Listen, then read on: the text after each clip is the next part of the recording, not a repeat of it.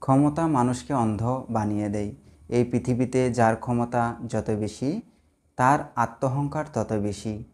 কিন্তু আফসোস, এই ক্ষমতা সে বেশি দিন টিকিয়ে রাখতে পারে না। কারণ অন্ধ ব্যক্তি যতই ক্ষমতাবান হোক না কেন, নিজেকে দেখার ক্ষমতা হারিয়ে ফেলে, তাই তার পতন নিশ্চিত।